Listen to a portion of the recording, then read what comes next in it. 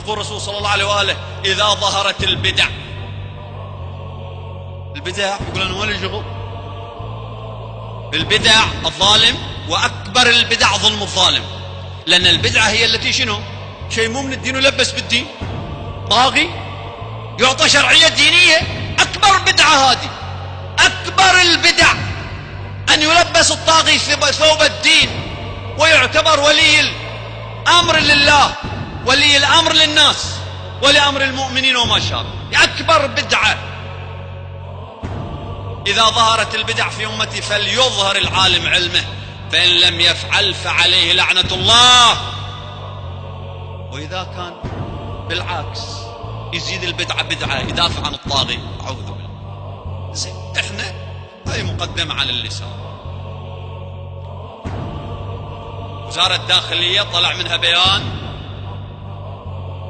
يهدد وأكاذيب وألاعيب وتشويش، وكان مخطط واضح من قبل تصريحات قبل ولقاءات قبل أن الدولة، أن الحكومة كانت تسعى للقيام بمجزرة في هذه البلد، ولكنها فشلت ببركة استجابة الشباب وعودتهم إلى التعقل بحكمة. فشل مشروعها، كانت تجر ومخطط، لأن من النهار اتهموا قبل أن يكون الأحداث في الليل أن أكو هناك دول خارجية، والإعداد موجود والتلفاز موجود وما شابه، مؤامرات. فبالتالي كان مخطط لجر الناس للقيام بمجزرة، لسفك دم، لترهيب الناس. زين، صدروا البيان، احنا بنطبق هذه المفردة. فالساكت عن الحق شيطان أخرس، ونحن نقول كذلك في الحديث: الساكت عن الحق شيطان أخرس. زين، اللي ما يسكت عن الحق يشوش، يخلط الحق بالباطل، هذا أسوأ. أو يقلب الحق بالباطل، هذا أسوأ. شنو هذا؟ إذا كان الساكت عن الحق شيطان أخرس، فمن يخلط الحق بالباطل أو يزور الحق ويلبس الباطل لباس الحق فهو أسوأ من كلب أنجس. هو أسوأ من كلب أنجس. هؤلاء ما دام فبناخذ هذه الكلمة. الدولة تطالبكم ساكت عن الحق شيطان أخرس، تفضلوا قولوا كلمة الحق، طبقوا هذا الحديث، طبقوه في موضعه، قولوا الحق.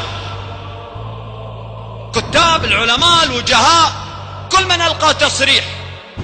تريد تسكت ما تقدر، معذور، لأن الساكت عن الحق إذا كان يتمكن، إذا ما يتمكن قل عنه معذور، ما يقدر يتكلم، ما يخالف.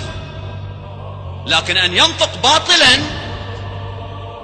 أن يلبس الحق بالباطل، أن يعين الظالم على المظلوم، فهذا شيطان أنجس، إذا ذاك شيطان أخرس. زين، نجي بيان طلب يبينوا موقفهم، احنا بنبين موقفنا. بيان طلب نبين الموقف من هذه الأحداث، نرجع للوراء، ما يسوى هاي الأحداث وما هي حقيقة تلك الأحداث.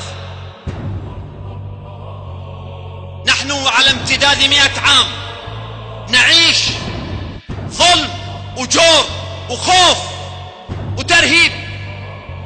منذ اللحظة الأولى تولد فيها تحاط بالخوف والترهيب والمطاردة والتنكيل. ولدنا وأجواء الترهيب، حتى الجدران كنا نخشاها، حتى الجدران ما ندري، ما نعرف من ترهيب والظلم والجور اللي كان يقع علينا في هذه البلد. أنا عمري 50 عام، أكثر، نصف قرن، منذ ولادتي إلى يومي هذا ما شعرت بأمن ولا أمان في هذه البلد منذ نعومة الأظفار. لأن أنت متهم على كل حال في كل مكان، ومهدد في كل لحظة، وهذا ما صرح به مدير المباحث لي شخصيا حينما اعتقلت، قال انتم الشعب كلكم لازم تقتلون. هذا منطقهم، كلكم. مدير المباحث في المنطقة الشرقية نفسه وما شابه. وين الأمن؟ وكما يقول الأمير سلام الله عليه: لا خير في وطن لا خير في الوطن إلا مع الأمن والسرور. احنا الأمن فاقدينه، أي خير في هذا الوطن وأي سرور؟ أي من اللي عنده سرور؟ كله تعاسة في تعاسة من كل مجال، تعاسة أمنية، تعاسة اقتصادية، تعاسة اجتماعية، تعاسة سياسية، تعاسة علمية، تعاسة في كل مجال.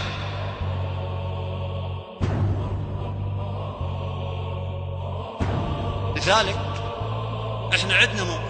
وهذا رد على جريدة اليوم اللي تزور عجيب. جريدة اليوم تنقل عني، تريد تاخذ كلامي مبرر لضرب مجتمعي. أعوذ بالله، ما يستحوا، صدق ما يستحوا. جريدة اليوم مال أمس زين تكتب: ودعا نمر النمر بناء بلدة عوامية إلى وقف جميع مظاهر التجمعات إلى آخر.